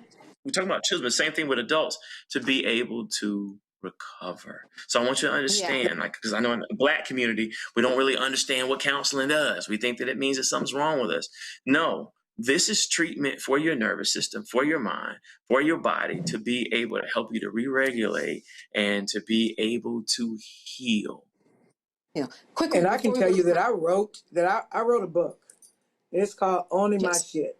Stands for Suffering, Hardship, Internalizing Trauma. One of the chapters in this book is called Daddy Go Bang, because after my father killed himself, you see, I talk about suicide right here. So after my daddy killed himself, and I write about how it affected me, the negative consequences that I displayed because of my father's suicide. But then I talked about how I was able to get, through it. And I can tell you that the reason that I am successful today and not crazy as hell is because I got therapy. And I can tell you that there are other people in my family that my mother experienced trauma, right? Her husband blew his brains out. She was in the apartment. My mother, on the one hand, she probably didn't want me to say this, but I'm going to say it anyway. My mother doesn't want to do therapy because my mother thinks you're crazy if you go to therapy. I think you're crazy if you don't go to therapy, right? And a lot of people, let me jump in because we want to get the panel in. A lot of people would agree with your mom, unfortunately. Let me turn this over to first Nicole. I know she's got questions for this amazing conversation. Nicole. Yes, thank you both for sharing all of these incredible resources and also for sharing your story. You have me over here fighting back tears. I'm like, Nicole, you got to get it together so you can ask some questions. So you both talked about how children need really strong support networks to recover. But we also know that a lot of children don't have those networks, and maybe the families that are supposed to be supporting them are also grieving after the death of a parent or a loved one. So can you talk about how to support those children who don't have those strong networks and what families can do while they're grieving to also support children? I mean, the first thing I just want to respond to both of you, and this is our resiliency. I'm trying to fight back tears and trying to get it together. No, grief is being vulnerable and saying this hurts. See, when we suppress it and we suck it up, and then we suck it up with a bigger straw, yeah, we're able to function, but we're not healing. Right? Because we're not really addressing what is happening with our bodies, our minds, and saying, hey, no, I am in mourning. I am in grief. I am traumatized. So we understand this with war veterans. When they come back from the war, we understand, okay, they have post-traumatic stress disorder. But when we see mom and dad fight, we see neighborhood violence. I used to work in Inglewood, California, and there's gang violence. Three people hurt. Everyone watched that in the neighborhood. We just go back into our house like nothing happened, right? No, it is a community response to be able to help those kids to get the help that they need. So 988. All right. You can dial 988. It's the National Mental Health Hotline, and saying, hey, I need to get my kids and myself help so that I can be able to talk about this. So when we start talking about people of color, they just don't know what therapy is. We have this idea that people are in psychiatric wards, or someone is putting everyone on medication, giving you these side effects. They don't know anything about trauma-informed treatment. And so with kids, it is, and schools know this. If you bring on school counselors, they deal with this, unfortunately, every day, especially in high stress, high risk areas where they're getting the kids these resources. But this is why we have to have mental health parity. This is why everyone has not only has to have access to mental health care, but high quality mental health care. And why we have to train more professionals who look like us to be able to connect with kids and their families to speak the same language. Less than 4% of all psychologists nationwide are Black. And then you start talking about men, it's probably less than 1%. So we have to do something nationwide to be able to train more clinicians, more people of color. And then in this training, lay personnel, pastors, teachers, healers, how to be able to help children so that they have a safe space to be able to talk about how they feel and get the help that they deserve, as well as their families, even if especially when their families are dealing with their own stress. Everyone needs to be in counseling. I think that they especially need to better train counselors in schools. I can tell you, I had issues in schools because of what I was dealing with at home. You know, my mom had trauma, and of course she was taking it out on me. I was the only child of my father. My mother was very angry at my father, and I was the only thing left of him. And so I just had issues related to that. And the entire time I was in school, I never told anybody that my dad committed suicide, even though it permeated every aspect of my life. And so I think that you need more school counselors who can talk to us to make us feel comfortable enough to share what's really going on, because we get distracted in school. We really do. I think that's one thing that can happen. I also believe that there needs to be more training about Black mental health and that of children in the medical schools. I have a sister that's a physician, and she told me that they're racist against Black people in medical school in the way that they train doctors. And I can tell you that I did not find someone that understood my cultural background and the color of my skin until I found a Black woman. And so, and when we were trying to find this for people in my family who are men, I absolutely agree with what he said. It was so hard to find a Black therapist, a Black male therapist. There just aren't a lot. And people aren't going to tell you their deepest fears, their deepest trauma if they don't trust you. I'm going to tell you, we're going to keep it to ourselves. And that's why I talk about owning my shit, suffering hardship, internalizing trauma, because I believe that once I figured out how not to keep my trauma buried inside of me and to talk about it in a healthy way with someone who could help, my life turned around. And I ended up using that trauma. You know, it was my kryptonite. It ended up being my superpower. Dr. And that's Dominga, what my book talks about. Yeah. Do you have a question for either the representative or the doctor, Dr. Dominga? Representative Jones, thank you so much for sharing your powerful story. We've heard bits and pieces over it, watching over the years, but on our show here. But I really appreciate all of your honesty and passion. I want to connect your story to your work in the policy space. Given what's as a policymaker, given what's happening in our country now with all of the cuts to mental health issues and the like under this administration, what do you see on the horizon, or what do you see what's happening right now? I'm seeing the stories about farmers, committing suicide because of the tariffs. Like, it seems like it's going to get worse as it relates to the suicide epidemic before it gets better. So, a lot of people are now talking about suicide, but I've literally talked about suicide my entire life, right? So I'm not surprised, veterans committing suicide. And I see all these young people who literally they don't have the tools to deal with these things. And so as a state representative, I do all I can. Now, you got to understand, I'm in Texas with a bunch of anti-Black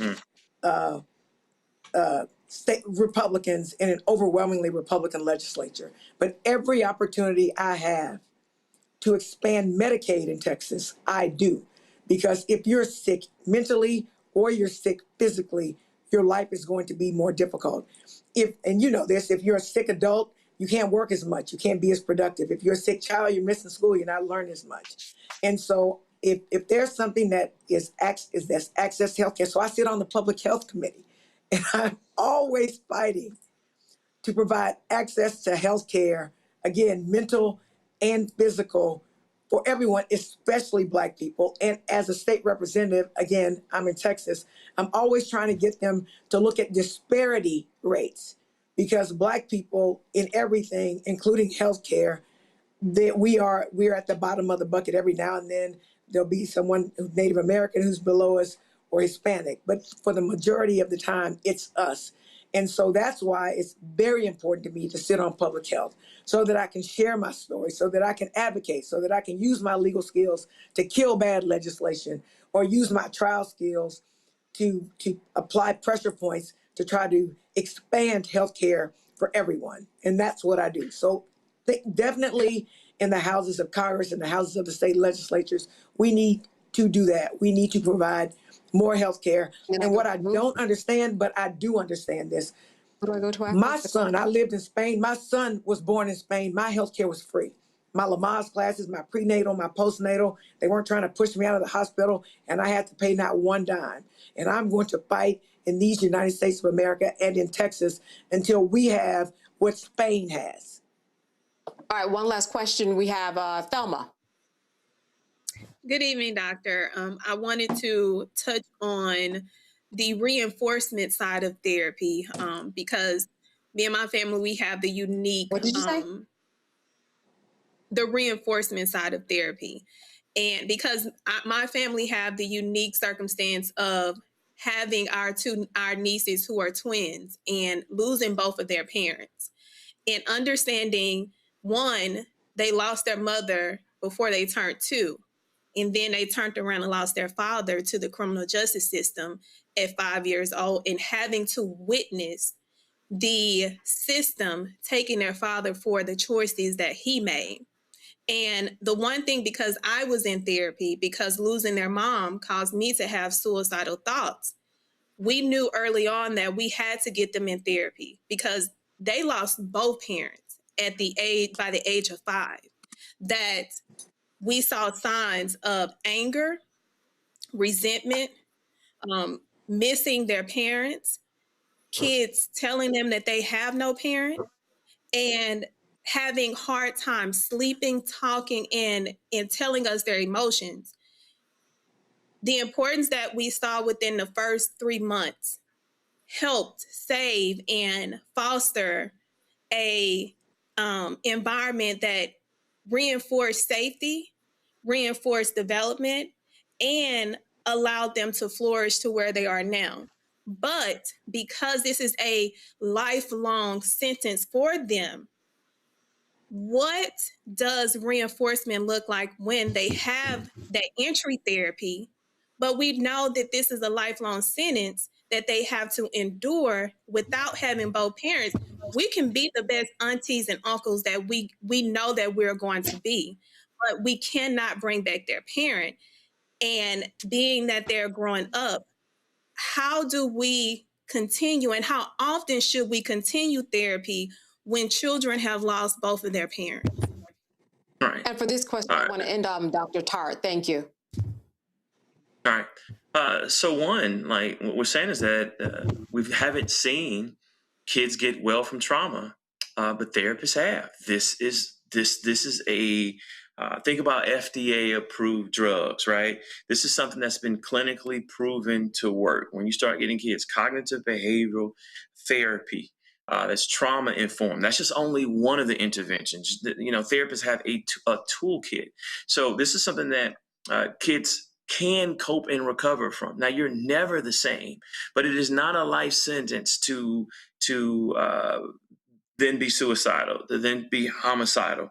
But because it's an ACE, an adverse childhood experience, right? You have to get treatment for it because we're watching this and we're allowing kids to cope with this on their own. So California, if we're talking about legislation really quickly, made it a law to screen every single child for an adverse childhood experience at their pediatric visits, right? Because every kid has to go to the doctor. All right, they train pediatricians on how to screen for this so that they're actually can go to the primary care physician and be able to be connected to a social worker, psychologist, counselor. Philadelphia built a hospital-based violence intervention program, right? These are not radical ideas. We know what works in certain states. We just need other states, and we need advocates who have a heart for this, all right, who are watching this right now to be able to push for this. Well, how can California do it? Well, how can we get Georgia to do that? How can we get other states, Alabama, to do that? How can we get Louisiana to be able to do that? If Philadelphia can build this hospital, why can't we? So those are two things that we can do right now. And again, more programming like this. And I can tell you what psychologists are doing. All right, we realize that we cannot help everyone. So we're now going full speed, not only with private practice, but psychoeducation, where we're actually teaching people how to heal from trauma, what you need to look out for. Because the more people know, then they say, hey, that's my body. I thought I just couldn't sleep because I had a bunch of nervous energy, or I thought that I just was had a temper problem. No, you had untreated PTSD. And more people know, then they can get into therapy and then tell their family about it. They can see a change in their children, and then we can get more people healed. Representative Jones and Dr. Tart, I want to thank you so much, especially you, Representative Jones, for sharing so much of your personal story. It was very helpful and just a great way for everybody to connect the dots on what to do when this happened. Thank you so much to both of you for being with us tonight. Thanks for having me. Prayers with you. Absolutely. All right. So why are we shedding light on these topics? Well, these are much needed discussions that we have to have in our community. We here at the Roland Martin Unfiltered show, we're not afraid to have those uncomfortable conversations that could actually save lives. And that's why we're really doing this. Here are just a couple of viewer responses about our conversations about mental health. The first one is from Dr. Denise Baker Anegbenigamo. She wrote, I just finished watching your YouTube videos about mental health and domestic violence. Bravo. Thank you, Roland, for your courage to speak the truth to our people. We have to address this issue now. Truth be told, we are behind, and our Black men are now waving the vibrant red flag. We also know that white America is not coming to save us. I'm a licensed social worker who worked in child protection for 17 years. I can personally speak to the trauma kids have experienced. We have been in a crisis for some time with domestic violence and mental health. I know we need to take it on as a crisis. We need to develop some solutions to avoid any further tragedy. Also from Miss Sharon Evans, she says, "Dear Roland S. Martin, thank you for being so much for having these discussions about domestic violence. I've been so angry about all of these murders and violence against women, especially women of color. It seems like every day I hear about another domestic violence case. You're right that this is a mental health problem. If we don't deal with this horrific problem, we will be talking about another woman and mother being killed. Black women have been angry for so long about not being treated with any respect. It's hard to find any sympathy for the abuser, but we have to understand that their life experiences lead to their horrible choices." All right, that is what we do here on the show. Now, still to come on Roland Martin Unfiltered, we with Congressman Bobby Scott talking about Virginia, this upcoming election tomorrow, so stay with us. MAGA Republicans ended diversity programs, cut funding for Black students, and fired federal employees. And they won't stop there. Now, they've redrawn congressional maps so that they can rig the November elections. But we have the power to stop them. By voting yes for fair elections, we have the final say on who represents us in Congress. This is a temporary measure to restore fairness. They are not backing down, and neither can we. Make a plan to vote by April 21st and vote yes for fair elections. I'm Mark Morial, President and CEO of the National Urban League, and I'm watching the Black Star Network.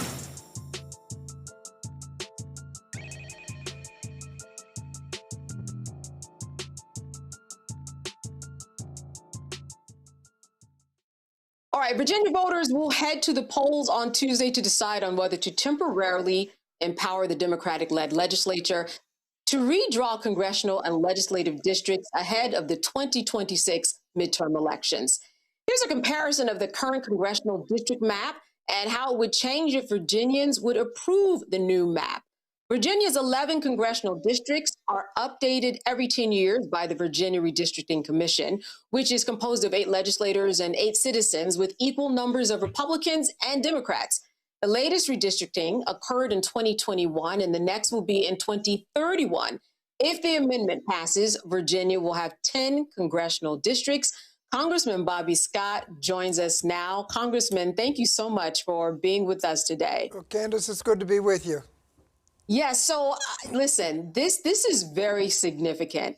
And we're talking about something that started with Texas and California and people really rising to the occasion to kind of take the chances. And I'm wondering, do you think that this particular kind of flipping potentially sets a precedent that we're going to just see this over and over again in terms of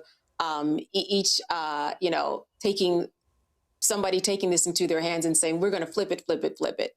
Well, hopefully it won't go on, but while it's going on, we can't sit back like chumps and let them take seats. You said it started in Texas. Well, actually, it started last election in North Carolina, where they started with a 7-7 delegation, and as the voters went to the polls and elected a Democrat for governor, lieutenant governor, and attorney general, they ended up with 10 Republicans and only 4 Democrats.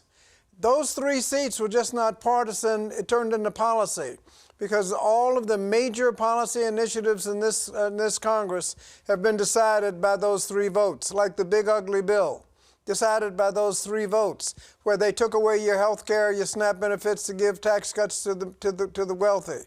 They've been dismantling the Department of Education. They couldn't do that with no questions if we had those 3 votes back. ICE is going around shooting people, no questions asked. And we could make sure that we were in the majority and could subpoena people if they wouldn't answer questions. Voter suppression. The House passed the worst voter suppression bill in recent history, the SAVE Act, and it passed by just a couple of votes. If we had those 3 votes back, that bill never would have come up. And so that's what's really at risk. They went with those 3 votes, then they went to to Texas, like you said, Missouri, back to North Carolina to pick up another seat. There's a special election already scheduled in Florida. They have threatened to find 2, 3, maybe 4 additional seats. And we will never catch up. We'll never be able to hold this administration accountable unless we respond in kind. They get all mad and say it's not fair for Virginia to do this, but Virginia is now doing exactly the same thing they did in North Carolina, in Texas, in Minnesota, back in North Carolina, Missouri. They're waiting for a Supreme Court case to see if they're going to eliminate seats in Louisiana and Alabama, and there is a pattern with the way they're doing it. 4 of the 5 seats in Texas are represented today by blacks and Hispanics. The seat that they took in Missouri, represented by a member of the Black Caucus. In North Carolina, a member of the Black Caucus. They're looking at Black Caucus seats in Louisiana and Alabama. And there's another difference between the way they're doing it. They're talking about we're overturning the will of the people. We're having a referendum that is the will of the people. What they did in Missouri, and going to do in Florida, did in North Carolina, behind closed doors, they just did it. California and Virginia have had referendums so the voters could decide what they wanted to do. All we're doing is leveling the playing field, so as important issues come up, we will have a level playing field, not a playing field where they have stolen 4, 5, 6, 8, 12 seats in order to continue doing what they've been doing.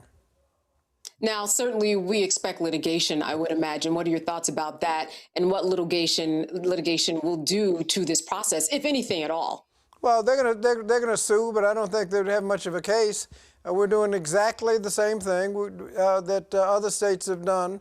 We're complying with our constitutional process for amending the Constitution to temporarily suspend the commission so that we can do exactly what they've done in other states. And it's incredible to watch this bunch talk about, we've seen ads talking about black voting rights and how they may be jeopardized if this passes. This is a group that, like I said, has eliminated seats already, several seats represented by African Americans. They passed the SAVE Act, the worst voter suppression bill in recent history, and they're going to think people are going to think they have any interest at all in voting rights for African Americans. This is leveling the playing field so that we can actively participate in the legislative process and talk about issues that are important to the community. I think we have time for one question from our panel. Dr. Dibinga, you have a question. Thank you so much for your continued efforts in fighting for the people. I wanted to know on the national level, given how you broke things down, do you feel that Trump and Republicans overall are losing this redistricting fight on a national level? I know we talk state by state, but going forward, how do you see this playing out? Well, if you add them all up, it's if Virginia passes a referendum, it'll be about a wash. It'll be close. But to show you how weak their argument is, they've gone around sending out flyers suggesting that Barack Obama and Virginia Governor Abigail Spanberger are opposing the referendum when both are on ads supporting it. It just shows you how corrupt and weak their argument is. They have to resort to misinformation to try to fool people out of their votes. But if you add them up, Texas 5, Missouri, North Carolina, couple potentially in Florida, Louisiana, Alabama. They weakened 2 districts in Ohio, and the only ones that have responded are California with 5 and Virginia with 4. It's close depending on what happens the rest of the year, but we need to make sure we have a level playing field. We can never stop them from cutting health care, abolishing the Department of Education, going to war. We lost the war resolution by those 3 votes we lost in North Carolina last election, and they're trying to add more. All we're doing is leveling the playing field so we can have a fair vote on these important issues. Thelma.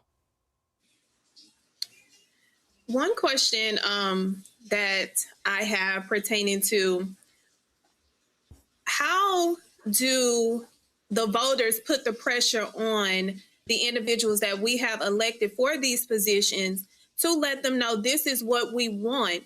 Because if we don't strike now, in your opinion, what do you project that is going to happen if we continue to sit on the sidelines and not take the strikes that we need in order for us to get the results of leveling the playing field?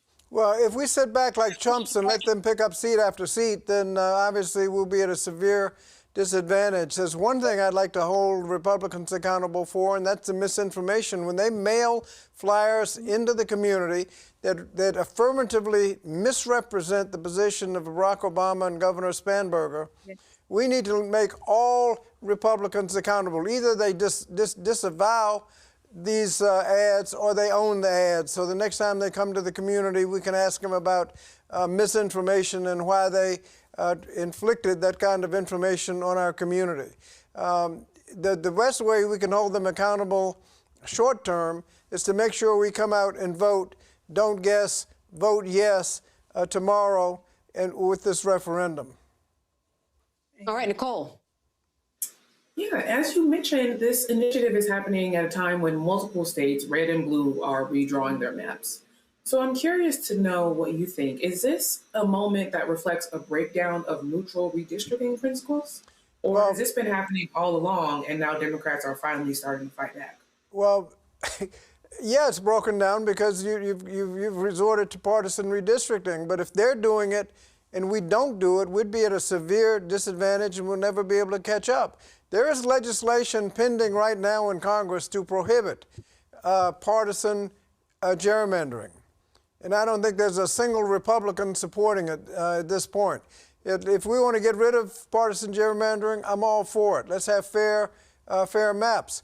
But if they're going to gerrymander and expect us to sit back and just watch, then we'll get what we've gotten so far. Those 3 seats that they got in North Carolina, when they went from 7-7 to 10-4, as the voters were voting statewide on a Democrat for governor, lieutenant governor, and attorney general, we've lost so many different issues. The SAVE Act we lost because they passed that. They passed that big ugly bill. We lost the War Powers Act, which would have stopped the war cold turkey unless Trump came to Congress to get permission according to the Constitution.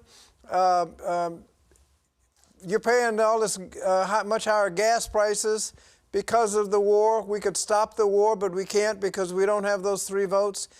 We can't sit back and let them gerrymander districts and pick up seats and just sit back like chumps and not do anything. All right, Congressman Bobby Scott, thank you so much for being with us tonight. For those folks who did not actually vote early, they're going in tomorrow. Thank you so much again. Don't guess, vote yes. All right, all right. All right, folks, it's time for headlines with Brittany Noble. Singer David Burke, known professionally as David, has been charged with murder in connection with the death of a 14-year-old girl. Celeste Hernandez was found dismembered more than a year after she was reported missing, and police discovered her body in the trunk of Burke's Tesla on September 8, 2025. They were alerted to a foul odor coming from an impounded vehicle at a Los Angeles tow yard. Authorities indicated that her remains were not intact and had likely been in the Tesla for an extended period of time. Burke, 21 years old, was arrested last week in relation to her death. In addition to the first-degree murder charge, she faces accusations of lewd and sexual acts with a minor and mutilating human remains. New York City police officers are currently under investigation following a violent arrest captured on camera at a wine shop in Brooklyn on April 14th. The New York Police Department confirmed that the incident occurred during an undercover drug operation in the Boerum Hill neighborhood. The video shows officers approaching a man who matched the suspect's description. The footage reveals that the officers punched, kneed, and threw the man into a rack of wine bottles. People then can be heard telling the officers that the man was not resisting arrest. As he lay bleeding on the floor, the man repeatedly said, "It's not me." Even after he was handcuffed, the video appears to show one officer stomping on his body. The NYPD's Internal Affairs Bureau is now investigating this incident, and the officers involved have been placed on modified duty, and their firearms and badges have been removed. In Illinois, a pair of white brothers and their friend are facing hate crime charges after allegedly attacking 3 black men, including a city councilman, who were fishing at a park April 3rd. Well, Jaden Reynolds, along with brothers Jesse and Jordan Coleman, they're accused of harassing Illinois Councilman Jaleel Jones and his friends Dejon King and Dwan Williams. Well, black men reported that the white men who had been drinking started to harass them and use racial slurs. At one point, the white men threatened, "We will blow your heads off." And Jordan began firing gunshots into the air. In response, according to prosecutors, one of the black men fired back in self-defense before everyone fled the scene and called 911. Reynolds and Coleman brothers are currently in jail and are scheduled to return to court this week. Disturbing details are raising serious questions in the Louisiana case involving a teacher caught on camera assaulting a young child. The incident occurred in 2023 at Ball Elementary School in Ball, Louisiana. Surveillance video shows the former teacher, Stephanie Robertson, throwing a small child to the ground after he got out of his seat. Now, when the kid climbed back onto the desk, Robertson escalates the situation by chasing him and grabbing him by the collar and dragging him into the hallway. She later resigned, and Robertson still holds a valid teaching license that extends to 2027. Still, police issued only a misdemeanor citation, and the case has been cited in the mayor's court for years. Now the child's father is suing the school board, the town of Ball, and prosecutors claiming that his son is traumatized and demanding accountability. During the period of racial reckoning, Harvard University took a leading role among American colleges and universities. In 2022, the institution committed $100 million to the Harvard and Legacy of Slavery Initiative. The initiative was established to research, document, and acknowledge Harvard's deep financial and intellectual connections to slavery. It aimed to address historical injustices through concrete actions, such as supporting descendant communities. Well, just 4 years later, the initiative appears to be in disarray. The Guardian reported that 3 faculty members and the executive director have stepped down, while 11 researchers have been dismissed. In their public statements, the faculty members indicated that the university attempted to dilute their efforts to build relationships with the descendants of those whose enslavement benefited the university financially. Also, Mississippi's Jackson University has appointed Dr. Denise Jones Gregory as its 14th president, making her the first alumna to lead the HBCU. Her appointment aims to bring an end to years of instability at the university, which, like many HBCUs all across the country, is facing declining enrollment and other structural challenges.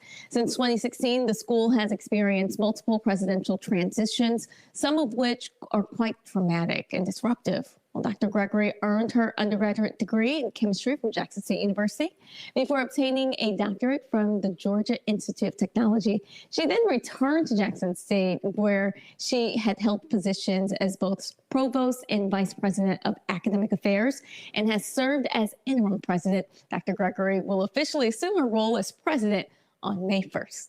Roland. All right. Make sure to watch Brittany Noble Monday through Friday at noon. That does it for Roland Martin Unfiltered. I want to thank him for trusting me in his seat this week.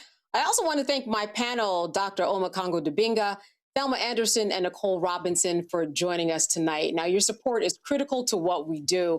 You can support us via Cash App using the Stripe code at the bottom left-hand corner. You can also help us with credit cards. Use the same thing. PayPal's R Martin Unfiltered, Venmo's RM Unfiltered, Zelle and Roland's Martin.com, rolling at RolandMartinUnfiltered.com. And if you're old school, you can send a check. Money order payable to Roland Martin Unfiltered, P.O. Box 57196, Washington, D.C., 20037. Stay with us. There's going to be more on Roland Martin Unfiltered, certainly during the week as we address the issue of domestic violence and how to deal with the trauma. Thank you so much for joining us this evening, and I will see you tomorrow night.